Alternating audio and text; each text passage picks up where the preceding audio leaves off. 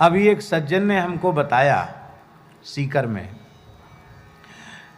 कि मेरा कार्य सर्वथा न्यायोचित कार्य था,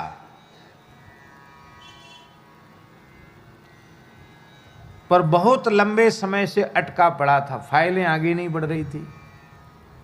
सारा काम एक नंबर का, सब बढ़िया काम, उसमें कहीं कोई ऐसी चीज नहीं थी हल्की हमारी कमी वाली कि जिसके कारण से काम नहीं होना चाहिए था। लेकिन न्यायोचित काम भी लंबे समय से अटका पड़ा रहा। काम बड़ा महत्वपूर्ण था और हम सिफारिश करवाते भी थक गए और दबाव देकर कानून का हवाला देकर भी थक गए। अंत में बड़े अधिकारी ने कहा,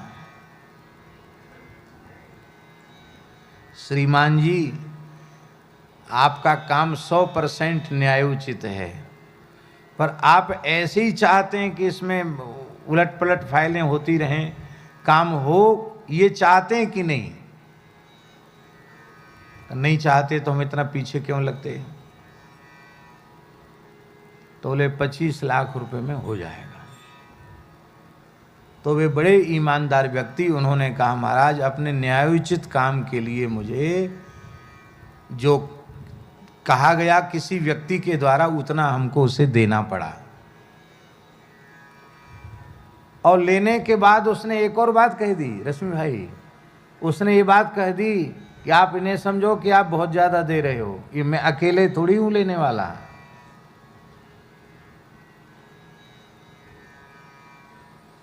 तब उसने कहा यहां से लेके वहां तक बहुत इसमें इसके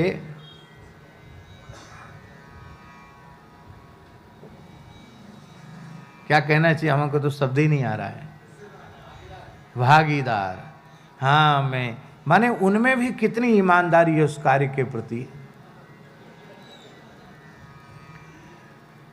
गड्ढे में अकेले नहीं जाएंगे, सबको लेके डूब मरेंगे।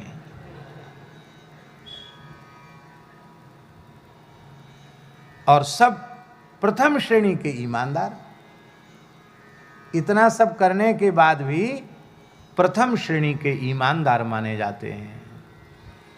पर भैया ये हंसाने के लिए हम बात नहीं कह रहे हैं, सच्ची बात यह है ईश्वर की दृष्टि में मनुष्य को ईमानदार होना चाहिए। किसकी दृष्टि में? भगवान की दृष्टि में हम ईमानदार बने बस, क्योंकि उनसे कुछ भी छिपा हुआ नहीं।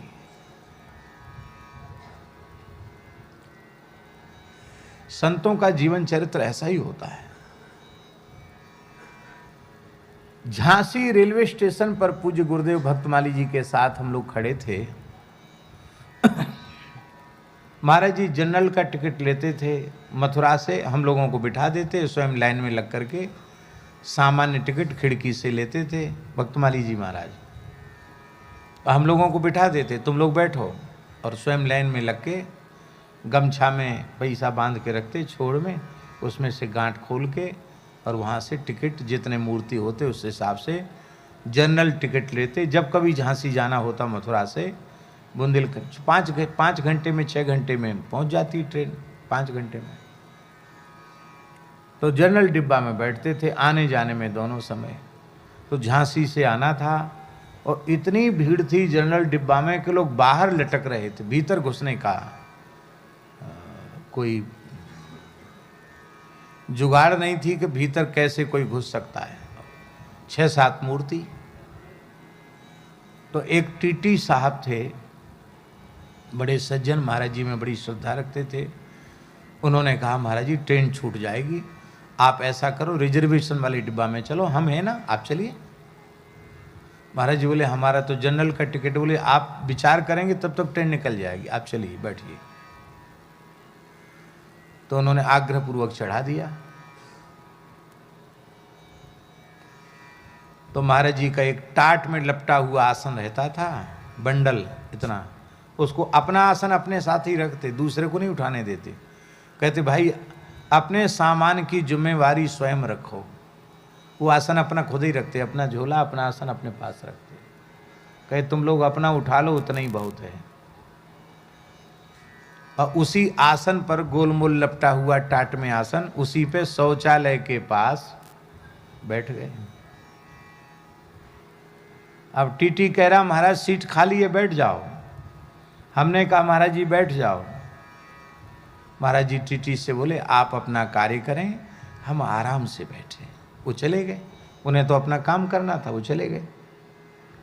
हमने कहा महाराज जी बैठ जाइए। महाराज जी बोले पंडित जी आपके ऊपर हमारा कोई प्रतिबंध नहीं है, आपकी इच्छा, आप जहाँ चाहें वहाँ बैठें, मैं तो यहीं बैठूंगा। महाराज जी सीट खाली है तो आप क्यों यहाँ बैठेंगे? तो महाराज जी बोले हमने कोमल सीट पर बैठने का पैसा सरकार को नहीं दिया है, हमने साधारण डिब्बे में साधारण सीट पर बैठकर यात्रा करने का पैसा सरकार को जमा किया है। यदि हम कोमल सीट पर बैठ जाएंगे तो ईश्वर की दृष्टि में हम चोर साबित होंगे। इसलिए हर मनुष्य का कर्तव्य है कि ईश्वर की दृष्टि में पवित्र रहे। अब बोले तुम लोग जाओ, तुम्हारी जहाँ इच्छा हो वहाँ बैठो, हम यहीं बैठे हैं, अब ज़्यादा बोलो मत। अब महाराज जी वहाँ बैठे तो हम लोग उनको छोड़ के दूसरी जगह कैसे जा सकते? तो हम लोग भी झांसी से मथुरा तक खड़े खड़े ही आए। महाराज जी को घेर के खड़े थे और उसमें भी बड़ी समस्या है, क्योंकि वो तो गेट, दोनों तरफ गेट होता है, तो उधर के स्टेशन पे जब गाड़ी खड़ी हो तो महाराज जी को इधर लाना पड़े, और इधर में जब प्लेटफार्म आ जाए तो महाराज जी को उधर ले जाना पड़े। ऐसे ही करते करते मथुरा तक आ गए, पर महाराज जी खाली सीट होने पर भी कोमल सीट पर नहीं बैठे। ये इसलिए पूज्य गुरुदेव का महावाक्य यहां लिखा है, ठोस काम, हाँ काम ठोस दिखावा नहीं। पूज्य बाबा श्री ठाकुरदास जी के द्वारा दिया हुआ महाराज जी का वाक्य, काम ठोस दिखावा नहीं।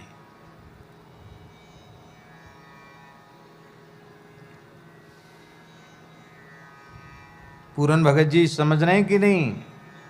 हाँ, ऐसे पूज्य गुरुदेव भगवान का दिव्य जीवन चरित्र, इतनी सच्चाई, इतना खरा, इतनी खरी साधुता उनके जीवन में थी। हम लोग भी अभिनय कर लेते हैं, लेकिन उसके लिए कि लोग देखें और हमारी बड़े, अरे महाराज बड़े विनम्र हैं, यही गड़बड़ है। ये बिल्कुल नहीं था उनमें।